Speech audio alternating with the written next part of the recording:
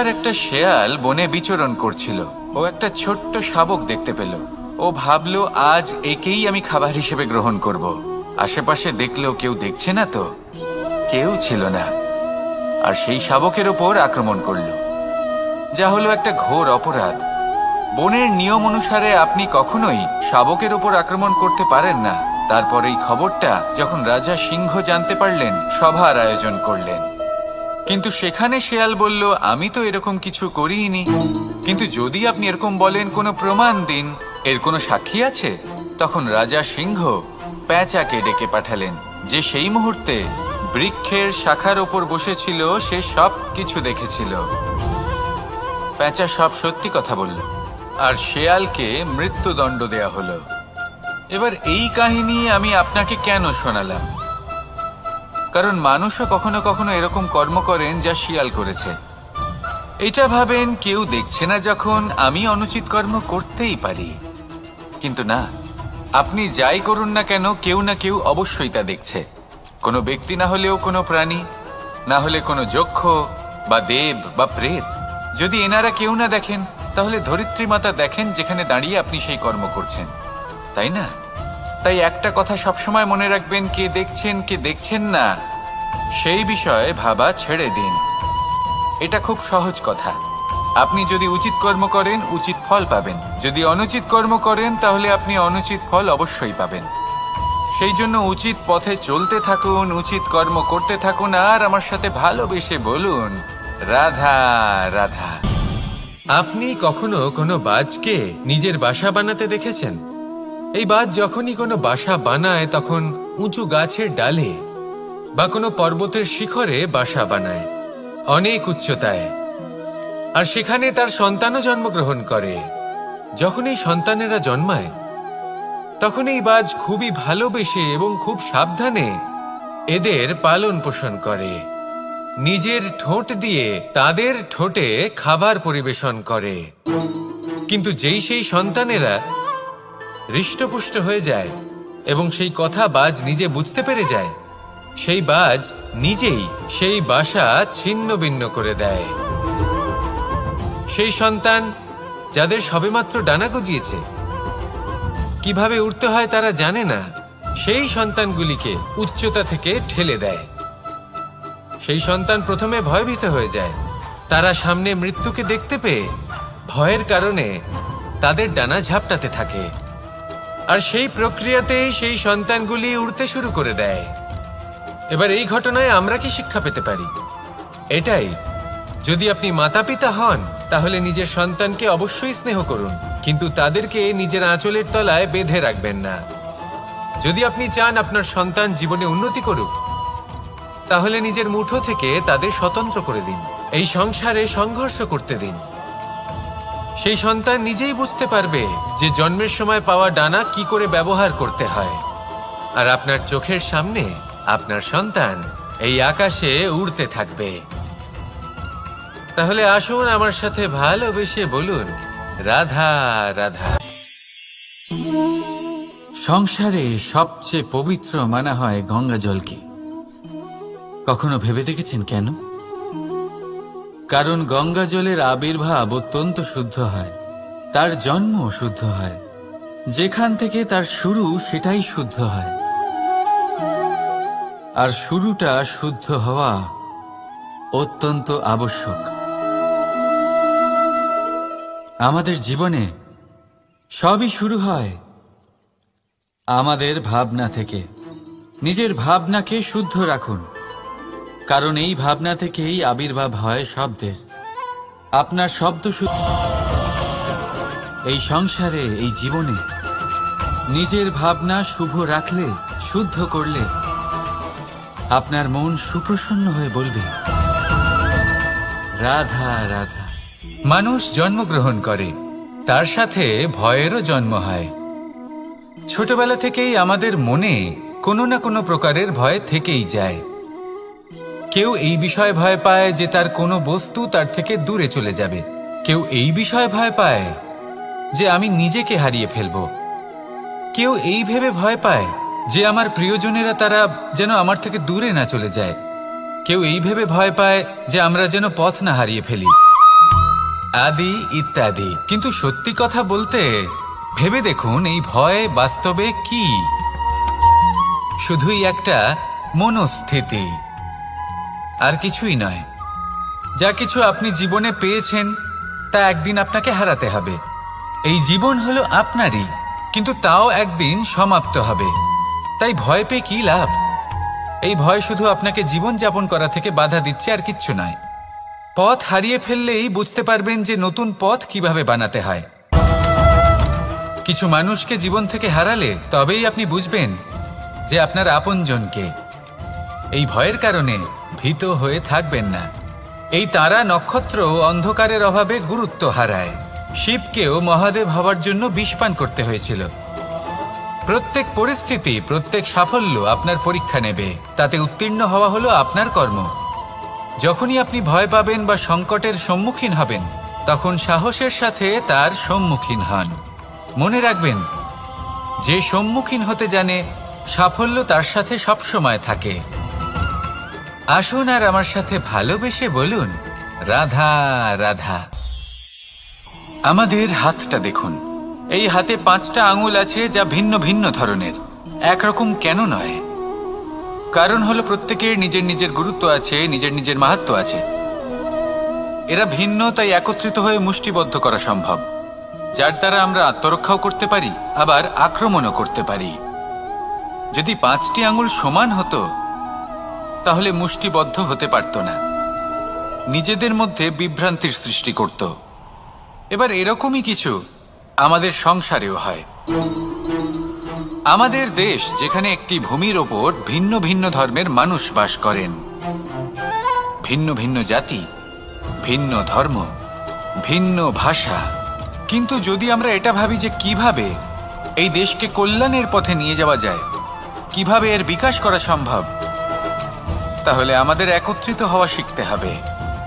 যেইভাবে 5টা আঙুল একত্রিত হয়, মুষ্টিবদ্ধ হয়, সেইভাবেই আপনার যে ভাষাই হোক, যে ধর্মই হোক, যে জাতি হোক না কেন, ঠিক আছে, আবশ্যক হলো আপনার নিজের কর্মভূমির সাথে, আপনার ধরিত্রীর সাথে যুক্ত থাকা, সাথে থাকা। তবেই দেশের উন্নয়ন সম্ভব। তবেই এই দেশ স্বতন্ত্র থাকবে, সফল হবে, আর এই মন প্রসন্ন হয়ে বলবে, রাধা রাধা। যদি আমি আমার চোখ বেঁধে কোনো একটা নির্দিষ্ট দিকে নিজের সমস্ত শক্তি প্রয়োগ করে ছুটে যাই, তাহলে কি হবে? আমি কোথাও ধাক্কা খেতে পারি, নিজের ক্ষতি করতে পারি, কোথাও পড়ে যেতে পারি, তাই না? অর্থাৎ এটা নিশ্চিত এই কাজ আমার করা উচিত নয়। কিন্তু আজকের দিনে প্রত্যেকটা মানুষ এই কাজই করছেন, তাই না? কোনো কাজ করার পূর্বে সেই কাজের বিষয়ে সম্পূর্ণ তথ্য কোথায় সংগ্রহ করছেন? শুধু এটুকু জানেন যে এই কাজটা করলে কত ধন অর্জন করবেন আর কত নাম হবে, আর ব্যাস সামনে এগিয়ে যান। এটা উচিত নয়। পূর্ণরূপে যে কোনো কাজ করার আগেই সেই কাজের বিশ্লেষণ করে নেওয়া উচিত, তা বুঝে নেওয়া উচিত, এবং সেই বিষয়ে অবশ্যই খেয়াল রাখা উচিত যে আপনার শরীর এবং আপনার মন এই কাজ করার জন্য কি প্রস্তুত রয়েছে। যদি তা না হয়, তাহলে প্রথমে নিজেকে শুধরে নিন, তারপরে সেই কাজ করুন। যদি এইভাবে জীবনে সামনে এগোন, তাহলে সাফল্যের সম্ভাবনা জীবনে অনেক বেশি বেড়ে যাবে। তাহলে এটাই করুন, আর আমার সাথে ভালোবেসে বলুন, রাধা রাধা। এই সংসারে সাফল্য লাভ করার জন্য জ্ঞানের প্রয়োজন হয়, পরিশ্রমের প্রয়োজন হয়, দৃঢ় নিষ্ঠার প্রয়োজন হয়, নিরন্তর চেষ্টা করা প্রয়োজনীয়। কিন্তু আরো কিছু আছে যা অত্যন্ত প্রয়োজনীয় এবং গুরুত্বপূর্ণ। তা হলো ভালো বন্ধু। তাদের থাকা অত্যন্ত প্রয়োজনীয়। যদি ভালো বন্ধু থাকে, তাহলে সময় এলে তারা ঢাল হয়ে আপনাকে সুরক্ষা করবেন। সময় এলে অস্ত্রের মতো শত্রুকে সংহারও করবেন। যদি তিনি জ্ঞানী হন, তাদের মধ্যে সদ্গুণ থাকে, তাহলে এই সব গুণ আপনার মধ্যেও প্রবেশ করবে। তাহলে সাফল্যের জন্য ভালো বন্ধু পাওয়া অত্যন্ত প্রয়োজনীয়। কিন্তু শুধু বন্ধু কেন, ভালো শত্রুও থাকা প্রয়োজনীয়। এবার আপনি ভাববেন, আমি কি বললাম? যদি আপনার জীবনেও ভালো অর্থাৎ শক্তিশালী শত্রু থাকে, তাহলে আপনিও শক্তিশালী হতে থাকবেন। এই শত্রু আপনাকে প্রেরিত করবে আরো বেশি শক্তিশালী হয়ে ওঠার। কখনো কোনো হরিণকে দেখুন, তীব্র গতিতে দৌড়তে থাকে। কেন তীব্র গতিতে দৌড়য়? এই কারণে নয় যে কোথাও তার জন্য মধুর ঘাস অপেক্ষা করে রয়েছে, না, সে এই কারণে তীব্র গতিতে দৌড়য় কারণ সেটা না করলে তার পেছনে একটি সিংহ আছে যে ওকে নিজের ভোজন করে ফেলবে। তাই জীবনে বিপদ, সংকট, এই সবকিছুও হলো অত্যন্ত গুরুত্বপূর্ণ। তার সম্মুখীন হতে শিখুন আর আমার সাথে ভালোবেসে বলুন, রাধা রাধা। লক্ষ্যে পৌঁছানো অত্যন্ত কঠিন হয়। কেউ ভাবেন যে কেন এত কঠিন হয়, কেন এত কষ্ট করতে হয় লক্ষ্যে পৌঁছানোর জন্য। এই লক্ষ্য সরলভাবে কেন আমার কাছে চলে আসে না? চলুন আপনাকে একটা কথা বলি, যদি আপনার লক্ষ্য কঠিন না হয় তাহলে তাকে পাওয়া আপনার পক্ষে অসম্ভব হয়ে উঠবে। লক্ষ্যে পৌঁছানোর এই রাস্তায় আপনি যে কড়া রোদের সম্মুখীন হন, যার থেকে আপনি দূরে পালাতে চান, সেই রোদ আপনাকে প্রেরণা যোগায় যে আপনি এগোতে থাকুন। ভাবুন একজন যাত্রী যে কিনা নিজের লক্ষ্যের দিকে যাচ্ছেন, সেই পথে উনি যদি একটু ছায়া পেয়ে যান আর উনি ওখানে বিশ্রাম নেন, তাহলে তার সাথে তার ভাগ্য গভীর নিদ্রায় সেখানে বিলীন হয়ে যায়। তাই পরিশ্রমের কড়া রোদের থেকে কখনো দূরে পালাবেন না। জীবনে শুধু সামনে এগোতে থাকুন দৃঢ়তার সাথে। আর লক্ষ্য সরল হোক, কঠিন হোক বা অত্যাধিক কঠিন হোক, একটা কথা মনে রাখবেন, যে জীবনের লক্ষ্যে পৌঁছতে পেরেছে সে লক্ষ্য প্রাপ্তির জন্য আফসোস কখনোই করে না। রাধা রাধা। ধৈর্য, এই ধৈর্য কি কোনো গুণ, কোনো অনুভূতি, কোনো দৃষ্টিভঙ্গি? আমার জন্য ধৈর্য এক বাহন। আপনি হয়তো ভাবছেন এ কেমন বাহন? বাহন তো ঘোড়া হতে পারে, হাতি হতে পারে, উটও হতে পারে, কিন্তু ধৈর্যকে বাহন বানানো মানে? চলুন আপনাকে একটা কথা বোঝাই। পৃথিবীতে এমন কোনো বাহন নেই যে তার আরোহীকে আছড়ে ফেলেনি। সেটা উট হোক বা হাতি হোক বা ঘোড়া হোক, চলতে চলতে কখনো নড়বড় করেই বসে। তারপর সেই আরোহী পরে কারোর পায়, তারপর পরে তার নিজের নজরে। কিন্তু ধৈর্যরূপী বাহন কখনো কাউকে ফেলে না, কখনো না। না সেই আরোহী কারোর পায়ে পড়ে আর না তো নিজের নজরে। কারণ ধৈর্য আপনাকে বিবেক প্রদান করে, বিবেক আপনাকে পরিকল্পনায় সাহায্য করে, আর পরিকল্পনা প্রদান করে আপনাকে শক্তি আপনার লক্ষ্যের দিকে অগ্রসর হওয়ার। বুঝলেন? ধৈর্যকে সঙ্গে রাখুন, নিজেকে আরো ধৈর্যশীল করে তুলুন। এই ধৈর্যের সাহায্যে আরোহণ করে দেখুন কিভাবে এই বাহন আপনাকে আপনার গন্তব্যে পৌঁছে দেবে। রাধা রাধা। সংসারে এমন একটা ভ্রান্ত ধারণা রয়েছে যে সবকিছু ভাগ্যের দ্বারা পাওয়া যায়, কিন্তু ভাগ্য, প্রারব্ধ এ তো সকলের জন্যই সমান হয়।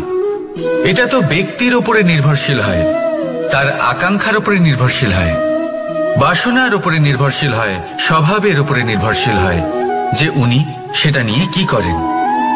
দেখুন, এই প্রসাদ কিন্তু সকলকেই দেওয়া হয়, কিন্তু তা গ্রহণ করবেন কিভাবে সেটা ব্যক্তির উপরে নির্ভর করে। আপনাকে এক উদাহরণ দিই। যেমন ধরুন, দুজন মানুষকে আমি একটা করে মাটির ডেলা দিলাম, সেটা নিয়ে তারা কি করবেন? একজন মানুষ তার ছোট ছোট ডেলা বানাবেন আর পথযাত্রীদের ওপরে ছুঁড়ে মারবেন, হাসি ঠাট্টা করবেন, তাদের বস্ত্র নোংরা করে দেবেন, সেটাতেই উনি আনন্দ পাবেন। অন্যদিকে দ্বিতীয় ব্যক্তি সেই মাটির ডেলা দিয়েই নিজের জন্য একটা কুঁড়ে ঘর বানাবেন। সেই কুঁড়ে ঘর যা রোদেতে, বৃষ্টিতে, ঝড়ে তাকে সুরক্ষিত রাখবে। অনুভূতি, এই অনুভূতি বদলাতে শিখুন। এই অনুভূতি অত্যন্ত গুরুত্বপূর্ণ। ভালোবাসাতেও এই অনুভূতি হলো অত্যন্ত গুরুত্বপূর্ণ। ভালোবাসা সে বন্ধুর সাথে হোক, মা বাবার সাথে হোক, ভাই বোনের সাথে হোক, স্ত্রীর সাথে হোক, যে কারোর সাথে হোক। মনে রাখবেন, এই হলো সেই অনুভূতি যা আপনার ভাগ্য নির্ধারণ করে থাকে। তাহলে আসুন আমার সাথে প্রেমের অনুভূতি নিয়ে বলুন, রাধা রাধা। লক্ষ্য, পথ আর সাফল্য, এই তিনটেই একে অপরের সাথে জড়িত, কিন্তু অনেকবার মানুষ এদের ঠিকভাবে বুঝতে পারেন না। তারা ভাবেন যে যেরকম লক্ষ্য হবে সেরকমই পথ হবে, সেই মতোই লক্ষ্য কঠিন হলে পথ কঠিন হবে, লক্ষ্য সরল হলে পথও সরল হবে।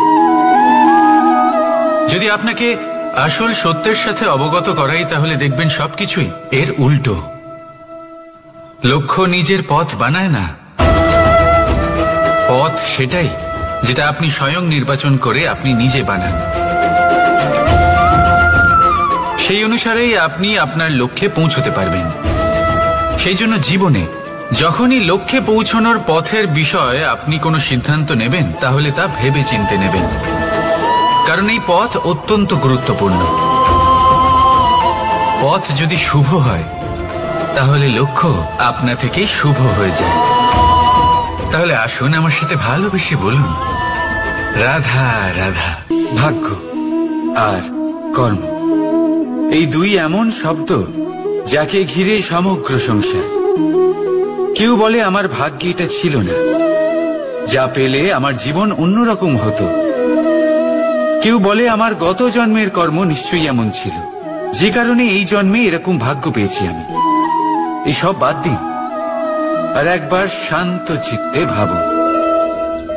আপনি বুঝতে পারবেন যে ভাগ্য আর কর্ম এই দুই এই জন্মের। তফাৎ শুধুমাত্র এটাই যে যদি ভাগ্যের কথা বলা হয়, রাধা রাধা নাম কত সাধারণ একটা বিষয়। প্রত্যেক মানুষ যে জন্ম নেয় তাকে একটা নাম দেওয়া হয়, যা সে পেয়ে থাকে তার মাতা পিতার দ্বারা, না হলে তার গুরুর দ্বারা, বা কোনো আত্মীয়ের দ্বারা, বা কোনো কাছের মানুষের দ্বারা। এই নামের সাথেই সে আস্তে আস্তে বেড়ে ওঠে। কিন্তু এটাই কি সেই নাম? এই নামই কি সবকিছু? কখনোই নয়। একটা নাম সেটা যা আপনি জন্মের সময় লাভ করেন, যে নামে আপনি কর্মের পথে অগ্রসর হন। আরও একটা নাম সেটা যা আপনি আপনার কর্মের দ্বারা অর্জন করেন, আর এই নামেই আপনাকে সবাই যুগ যুগ ধরে মনে রাখে। আপনার আসল নাম সেটা নয় যা আপনাকে জন্মের সময় দেওয়া হয়েছিল। আপনার আসল নাম সেটা যেটা আপনি আপনার কর্ম দ্বারা লাভ করেছেন, কারণ সেই লাভের পেছনে প্রচুর প্রয়াস লুকিয়ে থাকে, অনেক পরিশ্রম লুকিয়ে থাকে।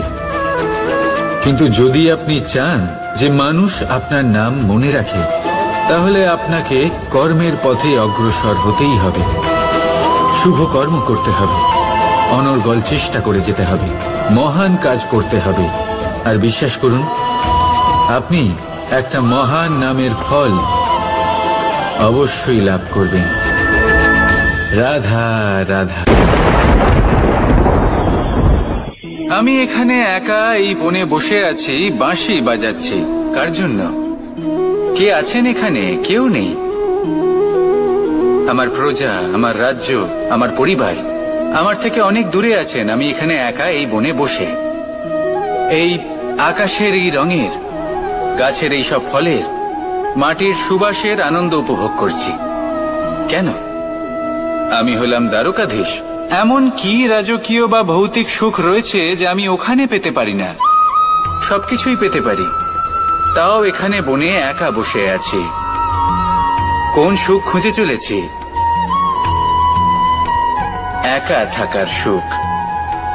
আমরা প্রত্যেকদিন অনেক মানুষের সাথে, চিন্তাধারার সাথে, কর্মের সাথে, পরিস্থিতির সাথে, সুখ দুঃখের দ্বারা বেষ্টিত থাকি। জীবনের এই চক্রে আমরা জড়িয়ে পড়তে থাকি। যতই আমরা এই সমস্যার সমাধান করি, আমরা ততই এতে জড়িয়ে পড়ি। আমরা এতটাই জড়িয়ে পড়ি যে যখন আমরা আয়নায় নিজেদের দেখি, তখন আমরা নিজেদের চিনতেই পারি না। এমন মনে হয় যেন আমরা নিজেদের হারিয়ে ফেলেছি। সেই জন্য প্রত্যেক দিন আপনি কিছু সময় নিজের সাথে কাটান একান্তে। এটা অত্যন্ত আবশ্যক। নিজের অস্তিত্বের গভীরে গিয়ে দেখতে শিখুন। নিজেকে বুঝুন, অদ্ভুত শান্তির অনুভূতি হবে। যেমন এই বায়ু, এই বৃক্ষ, এই পুষ্প, এই নিসর্গ, এদের মতো আপনিও কখনো একলা হতে শিখুন। কখনো নিসর্গের একটা অংশ হয়ে দেখুন। এই মন প্রসন্ন হয়ে বলবে, রাধা। একবার একটা শেয়াল বনে বিচরণ করছিল। ও একটা ছোট্ট শাবক দেখতে পেল। ও ভাবলো, আজ একেই আমি খাবার হিসেবে গ্রহণ করব। আশেপাশে দেখলো কেউ দেখছে না তো, কেউ ছিল না। আর সেই শাবকের ওপর আক্রমণ করল, যা হলো একটা ঘোর অপরাধ। বনের নিয়ম অনুসারে আপনি কখনোই শাবকের ওপর আক্রমণ করতে পারেন না। তারপর এই খবরটা যখন রাজা সিংহ জানতে পারলেন, সভার আয়োজন করলেন। কিন্তু সেখানে শেয়াল বলল, আমি তো এরকম কিছু করিনি। কিন্তু যদি আপনি এরকম বলেন, কোনো প্রমাণ দিন, এর কোনো সাক্ষী আছে? তখন রাজা সিংহ পেঁচাকে ডেকে পাঠালেন, যে সেই মুহূর্তে বৃক্ষের শাখার ওপর বসেছিল। সে সব কিছু দেখেছিল। পেঁচা সব সত্যি কথা বলল, আর শেয়ালকে মৃত্যুদণ্ড দেয়া হলো। এবার এই কাহিনী আমি আপনাকে কেন শোনালাম? কারণ মানুষও কখনো কখনো এরকম কর্ম করেন যা শিয়াল করেছে। এটা ভাবেন কেউ দেখছে না, যখন আমি অনুচিত কর্ম করতেই পারি। কিন্তু না, আপনি যাই করুন না কেন, কেউ না কেউ অবশ্যই তা দেখছে। কোনো ব্যক্তি না হলেও কোনো প্রাণী, না হলে কোনো যক্ষ বা দেব বা প্রেত। যদি এনারা কেউ না দেখেন, তাহলে ধরিত্রী মাতা দেখেন, যেখানে দাঁড়িয়ে আপনি সেই কর্ম করছেন, তাই না? তাই একটা কথা সবসময় মনে রাখবেন, কে দেখছেন কে দেখছেন না সেই বিষয়ে ভাবা ছেড়ে দিন। এটা খুব সহজ কথা। আপনি যদি উচিত কর্ম করেন, উচিত ফল পাবেন। যদি অনুচিত কর্ম করেন, তাহলে আপনি অনুচিত ফল অবশ্যই পাবেন। সেই জন্য উচিত পথে চলতে থাকুন, উচিত কর্ম করতে থাকুন, আর আমার সাথে ভালোবেসে বলুন, রাধা রাধা। বাহ, পুষ্পের সুবাস আমার খুব ভালো লাগে। অত্যন্ত সুন্দর হয় এই পুষ্প। এইভাবে চারিদিকে পুষ্প দেখে মন আনন্দিত হয়ে ওঠে। এবার আপনারা ভেবে দেখুন, আমার চারিদিকে পুষ্প নয়, আগুন আছে। তাহলে কি হবে? আমার শরীর কি জ্বলে যাবে না? অবশ্যই জ্বলবে। শরীরকে কি আগুনের তাপ সহ্য করতে হবে না? অবশ্যই সহ্য করতে হবে। এটাই হলো প্রকৃতির নিয়ম। এই নিয়ম কিন্তু আমরা সবাই জানি, কিন্তু আমাদের মধ্যে বেশিরভাগ মানুষ এই বিভ্রান্তি নিয়ে বাঁচি যে এই যে প্রকৃতির নিয়ম, তা আমার ওপর প্রযোজ্য নয়। তা কিন্তু নয়। আমাদের চতুর্দিকে এই যে নিসর্গ রয়েছে, আমরা তার কতটা ক্ষতি করি সেটা একবার ভেবে দেখুন। আমরা বনাঞ্চল জ্বালিয়ে দিই, বায়ু দূষিত করি, জল দূষিত করি, প্রাণীদের হত্যা আমরা করি। কেন? এই নিসর্গ আমরা নষ্ট করি, যদিও আমরা জানি যে আমরাও হলাম এই নিসর্গেরই অংশ। এবার দেখুন, শরীরের কোনো অংশে যদি আগুন ধরান, আস্তে আস্তে সমস্ত শরীরও জ্বলে যাবে। সেইভাবেই নিসর্গ যদি নষ্ট হয়ে যায়, তাহলে মনুষ্য জাতিও নষ্ট হয়ে যাবে। তাই এই যে নিসর্গ আপনি দেখছেন, এই পুষ্প, এই বৃক্ষ, বায়ু, জল, এদের সকলকে রক্ষা করুন, নষ্ট নয়। মনে রাখবেন, যদি নিসর্গ থাকে, মানুষ থাকবে। যদি নিসর্গ থাকে, তাহলেই জীবন থাকবে। আসুন আমার সাথে ভালোবেসে বলুন, রাধা রাধা। কারই না পছন্দ বলুন তো? অত্যন্ত সুস্বাদু হয় এই মধু, মিষ্টি খেতে হয় এবং তা শক্তিও প্রদান করে। এবং প্রত্যেকটি মিষ্টি পদার্থের মতোই এতেও খুব তাড়াতাড়ি পিঁপড়ে ধরে যায়। অন্যদিকে যদি নুনকে দেখি, তাহলে বছরের পর বছর রাখলেও এতে পিঁপড়ে ধরে না। এবার যদি কথা বলি বন্ধুত্বের, তাহলে বন্ধুত্ব নুনের মতো হওয়া উচিত, মধুর মতো নয়। যারা সামনে এলে শুধুমাত্র মধুর মধুর কথা বলবে, পরে এতে পিঁপড়ে ধরে যাবে, এটা নুনের মতো হওয়া উচিত। প্রকৃত বন্ধু হলো সে, যে সময় এলে পরে আপনার সামনে আপনার প্রকৃত সত্য তুলে ধরবে। তা সে যতই কঠিন হোক না কেন, আপনার দোষ, আপনার অপগুণ, আপনার খামতি আপনাকে বলতে পারবে, যাতে আপনি সেগুলো শুনে মেনে নিয়ে তারপর নিজেকে শুধরোতে পারেন। এটাই হলো প্রকৃত বন্ধুত্ব। কখনো নিজের জীবনের আশেপাশে মন দিয়ে দেখবেন, অনেক সময় এমন মানুষ থাকেন, অনেক বন্ধু থাকেন যাদের দেখে আমাদের মনে হয় যে এনারা খুব কঠোর, এনাদের কথা খুব কটু। কিন্তু বেশিরভাগ এমন মানুষের মনটা যদি বুঝতে পারেন তাহলে দেখবেন তাতে কোনো মালিন্য নেই, এনাদের মন অত্যন্ত পবিত্র হয়। যদি আপনার জীবনেও এমন কোনো ব্যক্তি থেকে থাকে, এমন বন্ধু থাকে, তাহলে তাদের আগলে রাখুন আর আমার সাথে ভালোবেসে বলুন, রাধা রাধা।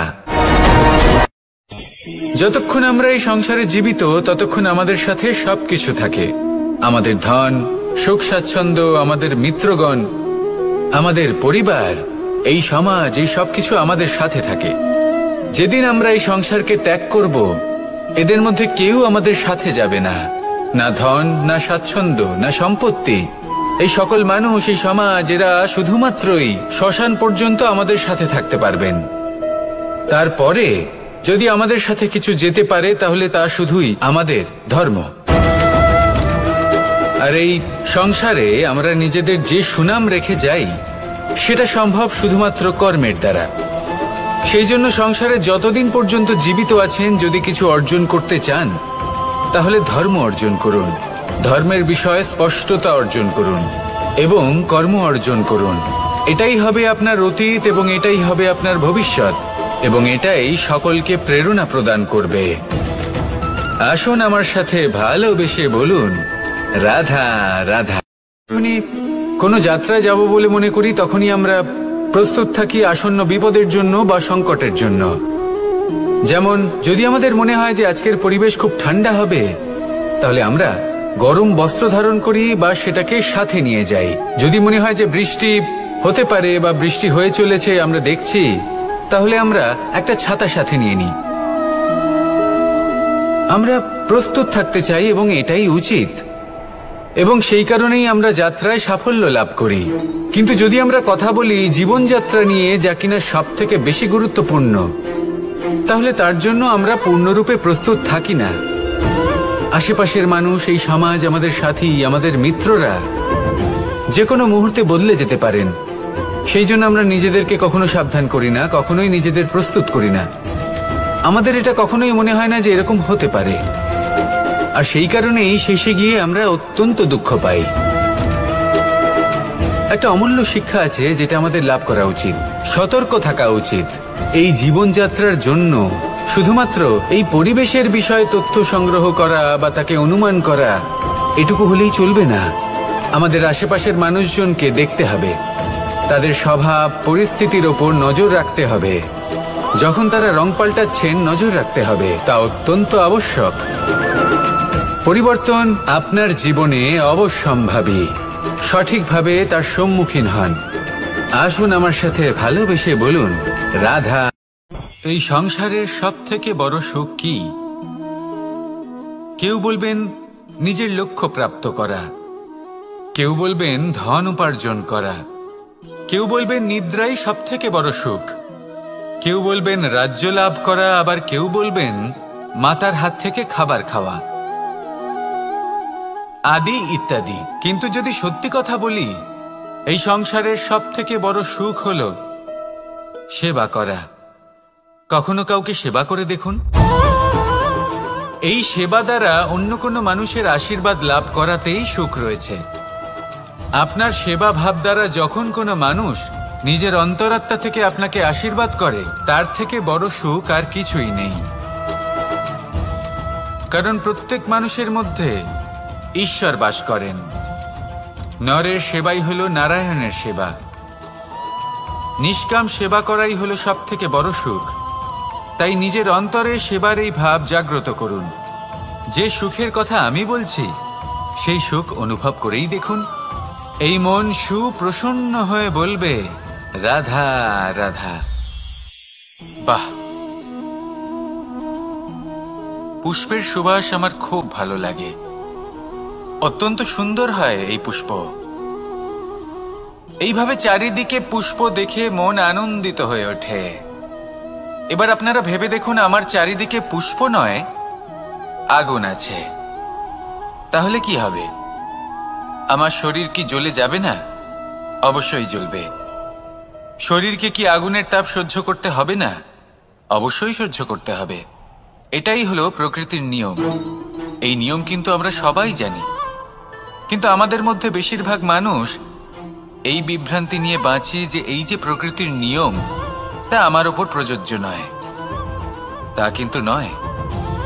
আমাদের চতুর্দিকে এই যে নিসর্গ রয়েছে, আমরা তার কতটা ক্ষতি করি সেটা একবার ভেবে দেখুন। আমরা বনাঞ্চল জ্বালিয়ে দিই, বায়ু দূষিত করি, জল দূষিত করি, প্রাণীদের হত্যা আমরা করি। কেন? এই নিসর্গ আমরা নষ্ট করি, যদিও আমরা জানি যে আমরাও হলাম এই নিসর্গেরই অংশ। এবার দেখুন, শরীরের কোনো অংশে যদি আগুন ধরান, আস্তে আস্তে সমস্ত শরীরও জ্বলে যাবে। সেইভাবেই নিসর্গ যদি নষ্ট হয়ে যায়, তাহলে মনুষ্য জাতিও নষ্ট হয়ে যাবে। তাই এই যে নিসর্গ আপনি দেখছেন, এই পুষ্প, এই বৃক্ষ, বায়ু, জল, এদের সকলকে রক্ষা করুন, নষ্ট নয়। মনে রাখবেন, যদি নিসর্গ থাকে মানুষ থাকবে, যদি নিসর্গ থাকে তাহলেই জীবন থাকবে। আসুন আমার সাথে ভালোবেসে বলুন, রাধা রাধা। লক্ষ্যে পৌঁছানো অত্যন্ত কঠিন হয়। কেউ ভাবেন যে কেন এত কঠিন হয়, কেন এত কষ্ট করতে হয় লক্ষ্যে পৌঁছানোর জন্য। এই লক্ষ্য সরলভাবে কেন আমার কাছে চলে আসে না? চলুন আপনাকে একটা কথা বলি, যদি আপনার লক্ষ্য কঠিন না হয় তাহলে তাকে পাওয়া আপনার পক্ষে অসম্ভব হয়ে উঠবে। লক্ষ্যে পৌঁছানোর এই রাস্তায় আপনি যে কড়া রোদের সম্মুখীন হন, যার থেকে আপনি দূরে পালাতে চান, সেই রোদ আপনাকে প্রেরণা যোগায় যে আপনি এগোতে থাকুন।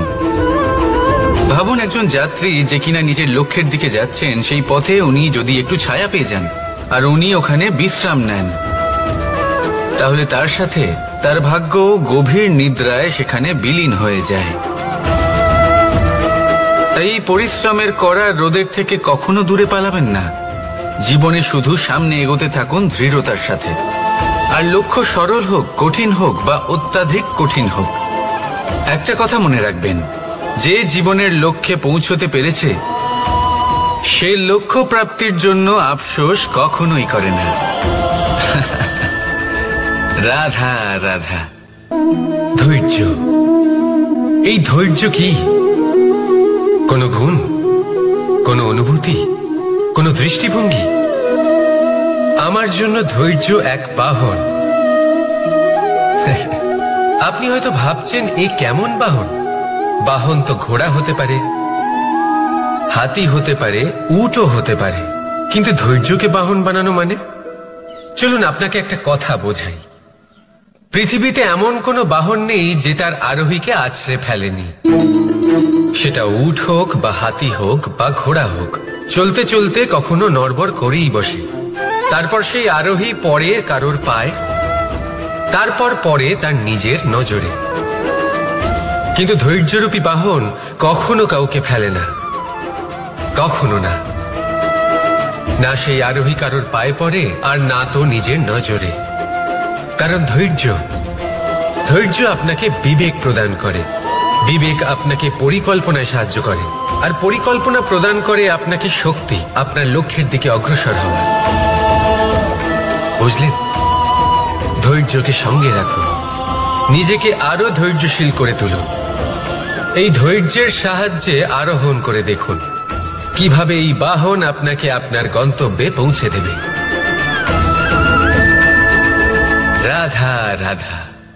সংসারে এমন একটা ভ্রান্ত ধারণা রয়েছে যে সবকিছু ভাগ্যের দ্বারা পাওয়া যায়, কিন্তু ভাগ্য, প্রারব্ধ, এ তো সকলের জন্যই সমান হয়।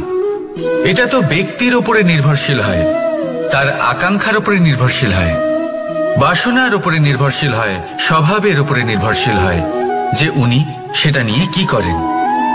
দেখুন, এই প্রসাদ কিন্তু সকলকেই দেওয়া হয়, কিন্তু তা গ্রহণ করবেন কিভাবে সেটা ব্যক্তির উপরে নির্ভর করে। আপনাকে এক উদাহরণ দিই। যেমন ধরুন, দুজন মানুষকে আমি একটা করে মাটির ডেলা দিলাম, সেটা নিয়ে তারা কি করবেন? একজন মানুষ তার ছোট ছোট ডেলা বানাবেন আর পথযাত্রীদের ওপরে ছুঁড়ে মারবেন। হাসি ঠাট্টা করবেন, তাদের বস্ত্র নোংরা করে দেবেন, সেটাতেই উনি আনন্দ পাবেন। অন্যদিকে দ্বিতীয় ব্যক্তি সেই মাটির ডেলা দিয়েই নিজের জন্য একটা কুঁড়ে ঘর বানাবেন। সেই কুঁড়ে ঘর যা রোদেতে, বৃষ্টিতে, ঝড়ে তাকে সুরক্ষিত রাখবে। অনুভূতি, এই অনুভূতি বদলাতে শিখুন। এই অনুভূতি অত্যন্ত গুরুত্বপূর্ণ। ভালোবাসাতেও এই অনুভূতি হলো অত্যন্ত গুরুত্বপূর্ণ। ভালোবাসা সে বন্ধুর সাথে হোক, মা বাবার সাথে হোক, ভাই বোনের সাথে হোক, স্ত্রীর সাথে হোক, যে কারোর সাথে হোক। মনে রাখবেন, এই হলো সেই অনুভূতি যা আপনার ভাগ্য নির্ধারণ করে থাকে। তাহলে আসুন আমার সাথে প্রেমের অনুভূতি নিয়ে বলুন, রাধা রাধা। লক্ষ্য, পথ আর সাফল্য, এই তিনটেই একে অপরের সাথে জড়িত, কিন্তু অনেকবার মানুষ এদের ঠিকভাবে বুঝতে পারেন না। তারা ভাবেন যে যেরকম লক্ষ্য হবে সেরকমই পথ হবে। সেই মতোই লক্ষ্য কঠিন হলে পথ কঠিন হবে, লক্ষ্য সরল হলে পথও সরল হবে। যদি আপনাকে আসল সত্যের সাথে অবগত করাই, তাহলে দেখবেন সবকিছুই এর উল্টো। লক্ষ্য নিজের পথ বানায় না, পথ সেটাই যেটা আপনি স্বয়ং নির্বাচন করে আপনি নিজে বানান। সেই অনুসারেই আপনি আপনার লক্ষ্যে পৌঁছতে পারবেন। সেই জন্য জীবনে যখনই লক্ষ্যে পৌঁছানোর পথের বিষয়ে আপনি কোনো সিদ্ধান্ত নেবেন, তাহলে তা ভেবে চিন্তে নেবেন, কারণ এই পথ অত্যন্ত গুরুত্বপূর্ণ। পথ যদি শুভ হয়, তাহলে লক্ষ্য আপনা থেকেই শুভ হয়ে যায়। তাহলে আসুন আমার সাথে ভালোবেসে বলুন, রাধা রাধা। ভাগ্য আর কর্ম, এই দুই এমন শব্দ যাকে ঘিরে সমগ্র সংসার। কেউ বলে আমার ভাগ্যে এটা ছিল না, যা পেলে আমার জীবন অন্যরকম হতো। কেউ বলে আমার গত জন্মের কর্ম নিশ্চয়ই এমন ছিল, যে কারণে এই জন্মে এরকম ভাগ্য পেয়েছি আমি। এসব বাদ দিন আর একবার শান্ত চিত্তে ভাবুন। আপনি বুঝতে পারবেন যে ভাগ্য আর কর্ম এই দুই এই জন্মের, তফাৎ শুধু করে। রাধা রাধা নাম কত সাধারণ একটা বিষয়। প্রত্যেক মানুষ যে জন্ম নেয় তাকে একটা নাম দেওয়া হয়, যা সে পেয়ে থাকে তার মাতা পিতার দ্বারা, না হলে তার গুরুর দ্বারা, বা কোনো আত্মীয়ের দ্বারা, বা কোনো কাছের মানুষের দ্বারা। এই নামের সাথে সে আস্তে আস্তে বেড়ে ওঠে। কিন্তু এটাই কি সেই নাম? এই নামই কি সবকিছু? কখনোই নয়। একটা নাম সেটা যা আপনি জন্মের সময় লাভ করেন, যে নামে আপনি কর্মের পথে অগ্রসর হন। আরো একটা নাম সেটা যা আপনি আপনার কর্মের দ্বারা অর্জন করেন, আর এই নামেই আপনাকে সবাই যুগ যুগ ধরে মনে রাখে। আপনার আসল নাম সেটা নয় যা আপনাকে জন্মের সময় দেওয়া হয়েছিল। আপনার আসল নাম সেটা যেটা আপনি আপনার কর্ম দ্বারা লাভ করেছেন, কারণ সেই লাভের পেছনে প্রচুর প্রয়াস লুকিয়ে থাকে, অনেক পরিশ্রম লুকিয়ে থাকে। কিন্তু যদি আপনি চান যে মানুষ আপনার নাম মনে রাখে, তাহলে আপনাকে কর্মের পথে অগ্রসর হতেই হবে। শুভ কর্ম করতে হবে, অনর্গল চেষ্টা করে যেতে হবে, মহান কাজ করতে হবে। আর বিশ্বাস করুন, আপনি একটা মহান নামের ফল অবশ্যই লাভ করবেন। রাধা রাধা।